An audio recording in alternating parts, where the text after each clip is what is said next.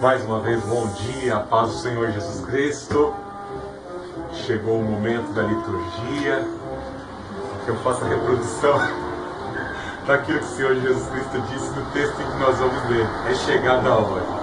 É chegada a hora em que o Senhor nos traz agora a porção da sua palavra, que será de suma importância para a nossa edificação, para a nossa exortação, para o nosso consolo, para aumentar a nossa convicção de que o Senhor está conosco. Amém? Aconteceram alguns fatos importantes. Minha esposa pregou no domingo retrasado, aí eu preguei no outro domingo, era o Dia das Mães, e eu, de certa forma, fiz uma alteração naquilo que eu pretendia estar trazendo durante 2-3 meses, seriam trabalhar mensagens do Evangelho de João. Hoje, nesse domingo, nós vamos retomar essas mensagens no Evangelho de João. E hoje nós vamos especificamente no capítulo 17. Outro grande acontecimento é que hoje é o dia do Pentecostes.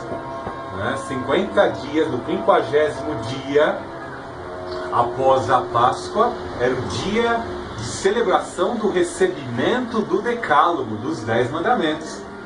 O dia de Pentecostes, que era uma das grandes festas da colheita, também recebia o nome de festa da colheita, ela tinha especificamente, primordialmente, era celebrado o dia em que Moisés recebeu o Decálogo, os 10 mandamentos. Algo interessante que as festas são um cronograma profético. Nós vemos que o Senhor Jesus Cristo foi sacrificado numa Páscoa, ressuscitou numa festa de primícias e derramou do Santo Consolador sobre todos aqueles que creram que Ele ressuscitou dentre os mortos. Ele derramou do seu Espírito Santo, também cumprindo a profecia que Joel teve a princípio de que o Espírito seria derramado sobre toda a carne. Os anciões e jovens teriam visões e sonhos. Bem assim, a Igreja de Cristo foi capacitada com o mesmo Espírito que capacitou o Filho de Javé, o Filho do Deus Altíssimo. Então nós estamos capacitados nesse pentecostal diário que nós vivemos, pela presença do Espírito Santo que foi nos derramado, como uma expressão de concessão de graça. Graça na pessoa do Senhor Jesus Cristo, que derramou o seu sangue em prol das nossas vidas, e a concessão do Divino Espírito sobre nós, pecadores, arrependidos e penitentes, para andarmos na luz, para andarmos na sua presença e testificarmos daquele que nos salvou, o Senhor Jesus Cristo. Amém? Vamos abrir nossas Bíblias em Evangelho de João, capítulo 17. Evangelho de João, capítulo 17. Amém? Todos acharam? Vou ler na versão Almeida 21. Almeida, século 21. Depois de falar essas coisas, Jesus levantou os olhos ao céu e disse: Pai, chegou a hora. Glorifica teu Filho, para que também o Filho te glorifique. Assim como lhe deste autoridade sobre toda a humanidade, para que conceda a vida eterna a todos os que lhe deste.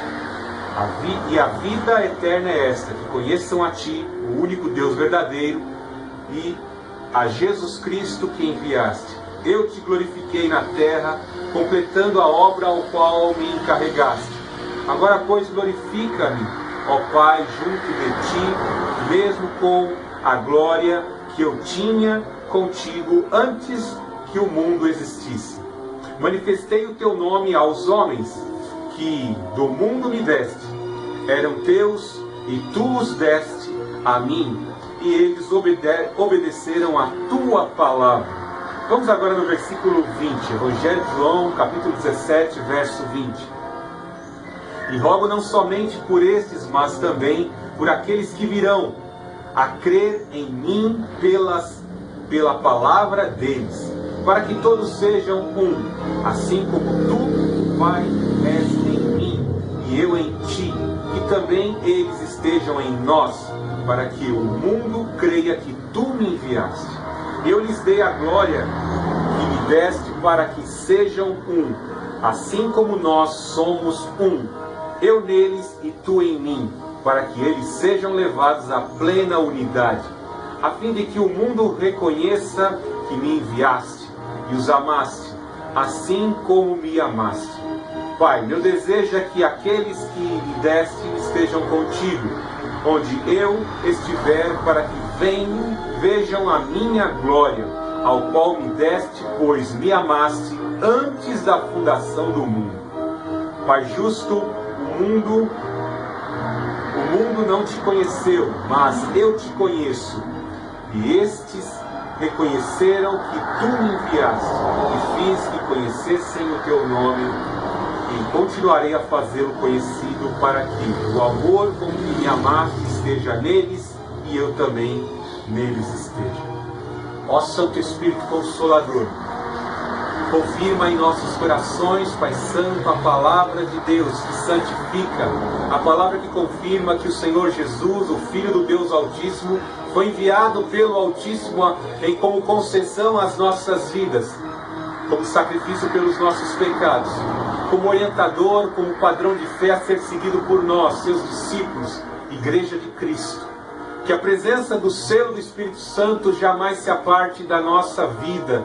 Nós te pedimos, nos alimenta com a tua palavra, para que sejamos um, como marido e esposa, como Igreja de Cristo e Consolador, como Consolador unido ao Pai, pela crença no Senhor Jesus Cristo, que estejamos unidos neste vínculo do Espírito Santo, em nome do Senhor Jesus Cristo, e que nenhum de nós seja apartado, e que nenhum de nós seja separado, em nome do Senhor Jesus Cristo. Aperta a nossa mão e caminha conosco, para que não nos percamos do nosso pastor, que é o Senhor Jesus Cristo, para que não nos percamos da palavra de Deus, para que não sejamos engodados pelas sutilezas desse mundo, pelos cuidados da vida, pela pressa, pela urgência da ostentação das coisas desse mundo. Em nome do Senhor Jesus Cristo te pedimos, nos prende pelos laços do teu amor, nós te pedimos, para que possamos ver a tua glória. Com corpos glorificados e incontíveis, nós possamos ver a tua glória e te adorar para sempre, ó Deus Altíssimo, ó Senhor Jesus Cristo, ó Santo Consolador. E em nome do Senhor Jesus Cristo, em nome do Santo Tutor da Igreja, em nome do Senhor Jesus Cristo, pelo Santo Tutor da Igreja, o fogo do Espírito, que seja afugentado agora todos os espíritos imundos contrários à tua palavra, à exposição do teu Evangelho, pelo fogo do Espírito Santo, que sejam repelidos e afugentados, e que a tua palavra possa fluir para a honra e glória do Deus Altíssimo, do Senhor Jesus e do Santo Espírito. Obrigado, Senhor. Eis aqui a minha vida, que eu coloco à tua inteira disposição para pregar a tua palavra. Amém. Louvado seja o nome do Senhor Jesus Cristo. É muito importante nós entendermos o contexto em que João 17, assim, é colocado diante de nós. Os capítulos do 14, 15, 16 e 17 estão totalmente correlacionados. São instruções muito importantes e exposições do caráter do Senhor Jesus Cristo. São fundamentais, essenciais para compreender o amor de Deus, para compreender o propósito de Deus, para entender a comissão de Deus. Lá no capítulo 14, como nós vimos algumas semanas atrás, ele fala acerca do seu sacrifício, ele fala da continuidade, de certa forma, da obra que haveria de ser continuada pelos discípulos, e da importância de que, para se dar continuidade à obra do Senhor Jesus Cristo, haveria a necessidade do Consolador, o que no grego está escrito como Paráclito, alguém como Deus. Em algumas versões, como a NVT, nós encontramos o Consolador, que é o Espírito Santo, como encorajador, que se torna, de certa forma, um termo bem adequado para o Divino Espírito Santo sobre a vida do crente, pois ele encoraja, ele estimula, além dele consolar diante das perdas, das dores e do sofrimento que passamos às vezes por sermos testemunhas de Jesus, nós precisamos ser encorajados. Porque muitas vezes o mal vem na face de Golias, o mal vem na face de muralhas, como a de Jericó, que tinham 10 metros de espessura, e nós nos intimidamos, e nós tememos, e nós muitas vezes não caminhamos na fé pela dimensão. Nós mensuramos o tamanho do problema e a nossa natureza limitada se acovarda. Por isso nós precisamos do encorajador, do consolador, que vai sarar as nossas feridas, vai sarar a nossa alma. E às vezes é um negócio complicado, né? O consolador, ele concede às nossas vidas dons espirituais para sermos ativos e dinâmicos na obra de Deus, estarmos desenvolvendo com dom e talento, mas às vezes entre falsos irmãos nós nos machucamos, né? O apóstolo Paulo, ele faz um relato lá dos seus sofrimentos na carta aos Coríntios. Ele fala muito bem: em naufrágio, em perigos, tomei quarentenas de açoites, de varadas, minha pele ficou toda marcada, e também estive em contato com falsos irmãos, né? Ele faz a citação de alguns nomes de alguns obreiros que se tornaram obreiros fraudulentos e lhe trouxeram danos. Ele cita lá o Demas, que começou bem, mas terminou mal, né? Deixou a sã doutrina e se entregou à doutrina pervertida do mundanismo, né? O Alexandre e tantos outros, mais 2 ou 3 maus discípulos que começaram bem, mas terminaram mal. Então isso nos traz afeto, e nós precisamos do Consolador para termos discernimento dos espíritos, porque por trás de tantas coisas que consumimos, por trás de pessoas e de intenções, existem espíritos que nós temos que ter discernimento. Isso é muito importante. Isso vai redundar num outro estudo ao qual nós estamos planejando aqui. Falta muitas vezes o tempo, porque o Senhor vai nos concedendo muita palavra e em 40 minutos nós não conseguimos muitas vezes entregar tudo aquilo que o Senhor tem para falar, para edificar a sua igreja. Então veja algo interessante, que ele, como eu disse, estão correlacionados, o Evangelho de João capítulo 14, 15, o 16 e o 17. E o Senhor Jesus Cristo fala, né, logo no finalzinho do capítulo 16, acerca da situação ao qual ele vai passar e da incumbência que os discípulos terão agora de difundir a palavra de Deus. Veja no finalzinho do capítulo 16, verso 31 em diante. E Jesus prosseguiu: credes agora? Está próxima a hora, e já chegou, em que sereis dispersos, cada um irá para o seu lado, e me deixareis só. Mas eu não estou só, pois o Pai está comigo.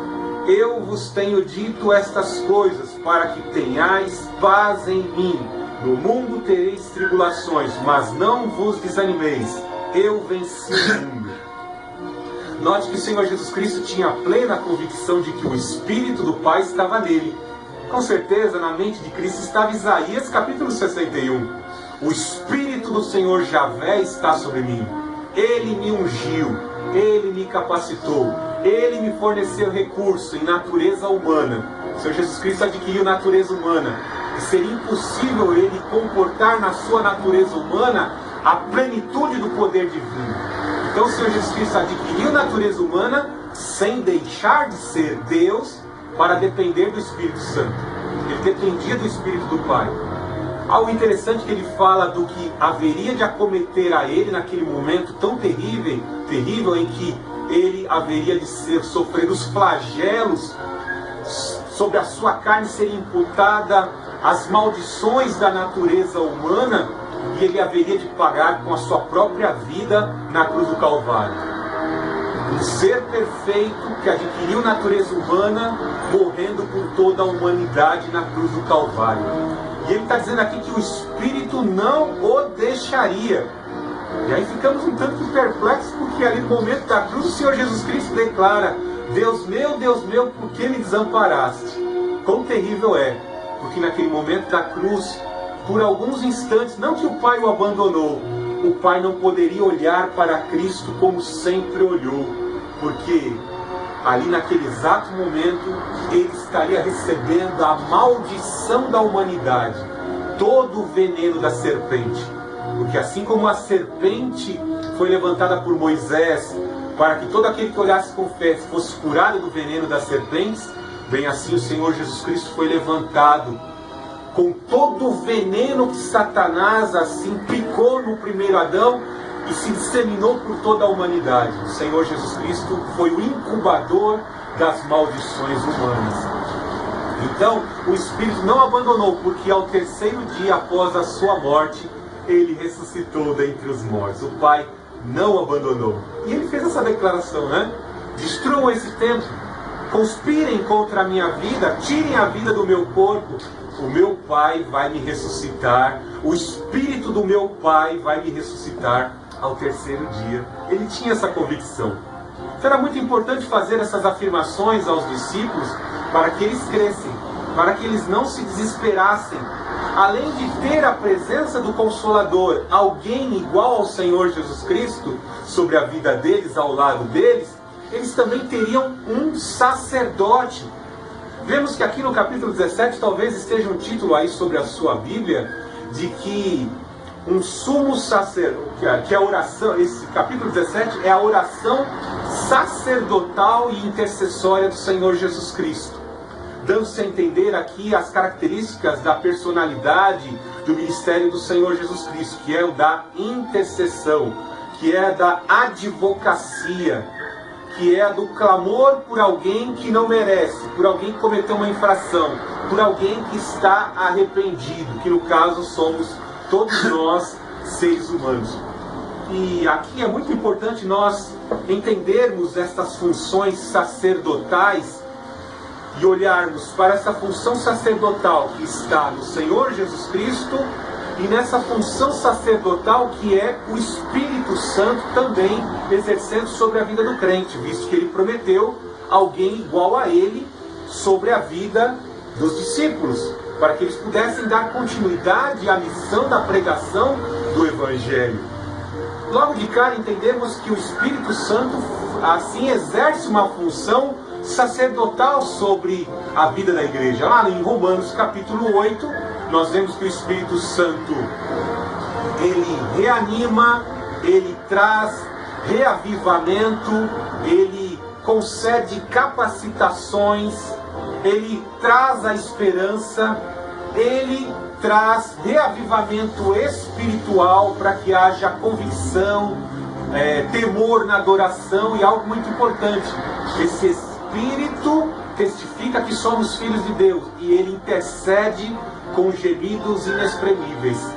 Assim como o sumo sacerdote e os sacerdotes, de certa forma, no Antigo Testamento, exerciam essas funções de interceder pelas necessidades do povo, educar o povo no Torá, na lei do Senhor, nos princípios do Senhor, eles também intercediam e exerciam função advocacional.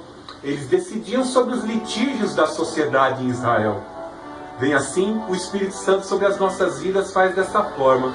Você já notou que existem pessoas tão iletradas que muitas vezes na sua ignorância não sabem nem o que pedir, não sabem nem como se proceder diante do Senhor, nem sequer sabem o que é adorar?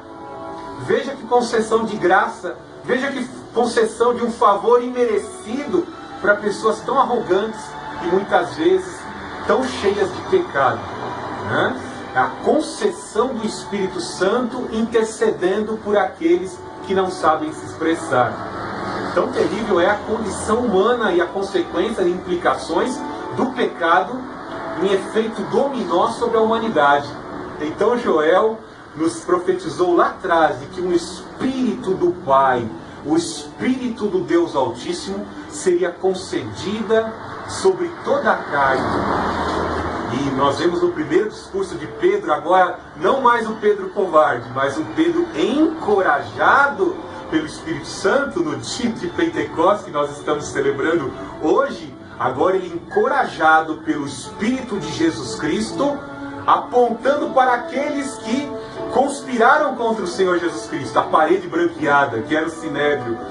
Vós o mataste, mas o Espírito do Pai o ressuscitou dentre os mortos. E o que aconteceu aqui é aquilo que o profeta Joel disse, que todo aquele que crer que Cristo ressuscitou dentre os mortos, receberia deste Espírito. E o que está acontecendo é a manifestação dos dons que esse Espírito assim concede à igreja para que creia, para que seja fortalecida e que dê continuidade em si à obra de evangelização com línguas diversas, para que o mundo, que assim está dividido por etnias e culturas, possam receber a mensagem. É algo tão importante que nós devemos frisar. Eu não ia entrar nesse assunto, mas quando o Espírito Santo desceu no dia de Pentecostes, a carga da essência divina sobre a vida do povo foi tão forte que o povo não se aguentava em pé. A carne humana não aguenta do êxtase, da alegria da presença do Espírito Santo. E eles estavam aqui, aos olhos dos incrédulos, como se fossem bêbados. Ah, estão todo mundo bêbado ali. Não, eles estavam embriagados com o vinho do Espírito. Algo interessante é que o Espírito Santo fornecia a cada um deles línguas de diversas etnias, pois ali haviam judeus, primordialmente, orando em persa, orando e intercedendo em cita, pregando a palavra em grego koiné. E aí muitos judeus, muitos gregos convertidos ao judaísmo, persas convertidos ao judaísmo, olhavam para aquela situação e diziam: poxa, aquele cara não é judeu, mas como é que ele está falando a minha língua? Poxa, o grego olhava para aquilo: poxa, aquele cara é judeu, mas ele está dizendo que Jesus Cristo ressuscitou em grego koiné. Mas o cara não é analfabeto, não é um mendigo. Mas como é que ele pode estar orando, falando a minha língua? E aí todos foram, de certa forma, todos os que creram na mensagem de que Jesus Cristo foi ressuscitado dentre os mortos, eles creram e foram selados com línguas de fogo. Chamas de fogo, de certa forma, foram propagadas ali e todos receberam da presença do Senhor. Que coisa maravilhosa! É o cumprimento da palavra de Deus. É o Pentecoste descendo, o Consolador descendo para capacitar a igreja e readequá-los para o reino que estava sendo estabelecido. É chegada a vós o reino de Deus. O Espírito Santo nos dá essa garantia, essa convicção de que fazemos parte desse reino pela confirmação da palavra em nosso coração. Já estamos vivendo a eternidade. Veja que ele fala aqui no capítulo 17, né? Ele fala: depois de falar essas coisas, Jesus levantou os olhos ao céu e disse ao Pai: chegou a hora, glorifica o teu Filho, para que também o Filho te glorifique. Algo que eu não citei, mas o Senhor me faz lembrar aqui. Não só o Espírito Consolador exerce essa função sacerdotal, mas o Senhor Jesus Cristo também exerce essa função sacerdotal. Você não pode ver Jesus Cristo aqui agora. Quem está aqui cuidando da igreja é o Espírito Santo, alguém igual ao Senhor Jesus Cristo. Lá em Hebreus fala que os sacerdotes da linhagem levítica araônica, todos passavam pela morte, porque todos são pecadores, né? A ceifadora implacável, inexorável, a morte, ela vai se acometer a todos os filhos de Deus, em especial os levitas, que eram tão consagrados. Mas o sumo sacerdote, que podia entrar uma vez por ano, no Yom Kippur, no dia da expiação, ele também, que era tão santificado, passava pela morte. Mas o Senhor Jesus Cristo, como sumo sacerdote perfeito, ele oferece um sacrifício com a sua própria vida e ressuscita dentre os mortos. E ele vai na presença de Deus com o seu próprio sangue, o sangue eterno, como disse o escritor de Hebreus, um sangue imperecível, um sangue perfeito, um sangue que não pode ser contrastado com o sangue do homem mais bonzinho dessa terra. Ele vai com seu sangue perfeito e efetua a expiação dos pecados da humanidade. E por isso ele ganhou a obra notória de ser o único capaz de poder sentar-se à direita de Deus e interceder por todos aqueles que hão de herdar a salvação. Então, se você esperar a intercessão de homens dessa terra, você vai ver que os homens mais bons dessa terra, que podem ser usados por Deus, eles vão passar pela morte, vão morrer. Não existem homens perfeitos. Eu me lembro aqui de vários teólogos, homens tão bons como John Stott, o Strauss, que morreu há pouco tempo. Homens de Deus morreram, passaram pela morte. Mas o Senhor Jesus Cristo está constantemente, assim como o Espírito que intercede por nós, intercedendo pelas nossas vidas como advogado, como consolador, como encorajador, porque Ele já viveu nessa terra, Ele aprendeu por aquilo que padeceu e sabe muito bem como interceder por nós, seus filhos, para que possamos alcançar a glória eterna. O Espírito de Deus, a pessoa do Senhor Jesus Cristo, intercedem por nós para que nós também possamos, como Cristo, ressuscitar dentre os mortos, receber corpos glorificados e viver na glória de Deus na eternidade. Essa é a síntese e o desejo da oração sacerdotal do Senhor Jesus Cristo aqui nesse capítulo 17. Algo interessante nesse capítulo 17, versículo 1, que ele fala que é chegada a hora, ou seja, o discurso foi bem longo. E em diversas situações na vida do Senhor Jesus Cristo ele disse, não é chegada a hora. Nós vemos um primeiro milagre ali, a mãe de Jesus já ciente de que ele era o Filho de Deus. Talvez ele já tenha até realizado alguns pequenos sinais milagrosos. Pequenos sinais milagrosos é grave, né? Ela disse, Jesus, filho, faz algo. Faz uma expressão do teu poder aqui nesse casamento. Ele disse, mulher, não é chegado ainda a minha hora, né? Não é chegada a hora, né? Quando tentaram matar o Senhor Jesus antes do tempo, pelo enfurecimento, por ódio, né, e discriminação, não é chegada a hora ainda do Senhor Jesus, de Jesus, o Filho de Deus, ser morto. Mas daquele momento em diante, que ele haveria de passar ali pelo Getsêmani, sofrer a dor da traição, da conspiração que se tramava naquela sexta-feira, né? Naquela sexta-feira de Páscoa, nós vemos que ele já disse aqui no final do discurso, agora é chegada a hora.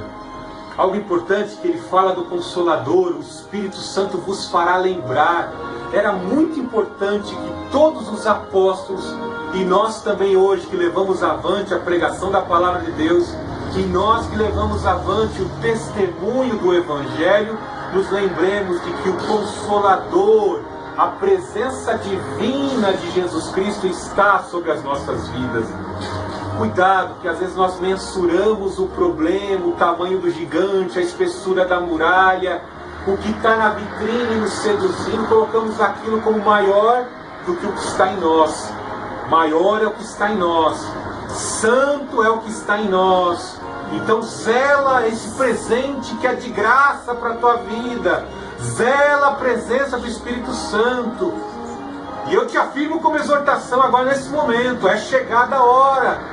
Porque os sinais das profecias, da revelação, daquilo que os profetas falaram, da corrupção do mundo, dos eventos naturais que estão ocorrendo no mundo, são sinais de que o Rei vai voltar para buscar a sua igreja. E só vão subir aqueles que estão selados pela presença do Espírito, o Consolador em suas vidas. Então, atenta, pois é chegado a hora, é chegado o tempo. Deus não trabalha com calendário de 24 horas como nós trabalhamos. Ele trabalha com tempo, porque para Deus ele vive de eternidade a eternidade. Lá no céu não existe calendário que a gente coloca atrás da porta lá e dizer, tal dia lá de maio eu vou receber aquele dinheiro daquela rescisão. É o dia que a pessoa decidiu lá que vai me dar uma resposta de algo que eu preciso tanto. Não existe isso. Deus tem o tempo certo de abrir porta, que eu falei aqui a semana passada. Ele tem a chave de Davi. E todas as portas que estão diante dos filhos de Deus, quem abre é Deus. Ele tem a chave de Davi. Ele abre essa porta, a hora que ele quiser abrir, ele abre e concede. Mas para isso necessitamos estar preparados, atentos na presença do Espírito Santo, em comunhão com Ele, em espírito e em verdade. Veja que ele fala, vai, chegou a hora, glorifica teu filho para que também o filho te glorifique. finalidade do Senhor Jesus Cristo nesta terra como exemplo a ser seguido por todos nós é de glorificar o Pai. E o Senhor Jesus Cristo glorificou o Pai em toda a sua vida, desde o nascimento. Ele nasceu de concepção virginal, não foi resultado de ato sexual. O Espírito Santo fecundou o óvulo de uma mulher de uma mulher santificada e virgem, que colocou o seu corpo à disposição para dar à luz ao Filho de Deus. E ele nasceu milagrosamente. Durante toda a sua vida, ele foi cuidado por José, por Maria, mas recebeu provisões de Deus. Ele cresceu em conhecimento, em estatura, e em toda a sua vida agradou a Deus. Mas especificamente nos 3 últimos anos de sua vida, ele recebeu, principalmente depois que ele passou pelo deserto, após o seu batismo, ele começou a receber a incumbência de propagar que havia chegado, especificamente a Israel, o reino dos céus. E os sinais do reino eram o quê? Dar liberdade aos cativos, dar visão aos cegos, ministrar a cura, a libertação, repreender as castas de potestades de demônios que assolavam especificamente naquele tempo. E ele venceu este mundo. Veja o que ele fala no versículo 16:33. Eu vos tenho dito estas coisas para que tenhais paz em mim. No mundo tereis tribulações, mas não vos desanimes, eu venci o mundo. Capacitado pelo Espírito Consolador, ele venceu o mundo e glorificou a Deus com a sua vida. Bem assim, os discípulos também fiquem em paz. O Espírito vai conceder paz no coração de vocês. Tão somente obedeçam, tão somente fiquem em comunhão com o Espírito, que vocês vão fazer os sinais maiores que os meus, em quantidade e às vezes em grandiosidade. Vocês vão ressuscitar mais mortos do que eu. Tão somente obedeçam, tenham paz e confiança no Espírito Santo e na palavra que os santifica, que é o que ele vai tocar aqui. Então a oração do Senhor Jesus Cristo é essa. Primeiro ele ora por ele mesmo, depois ele vai orar pelos apóstolos, e depois ele vai orar, como nós lemos no texto, ele vai orar por aqueles que haveriam de seguir o Evangelho pregado pelo Senhor Jesus Cristo, que somos nós, Igreja de Cristo, dando continuidade à mensagem apostólica. Somos nós, Igreja de Cristo.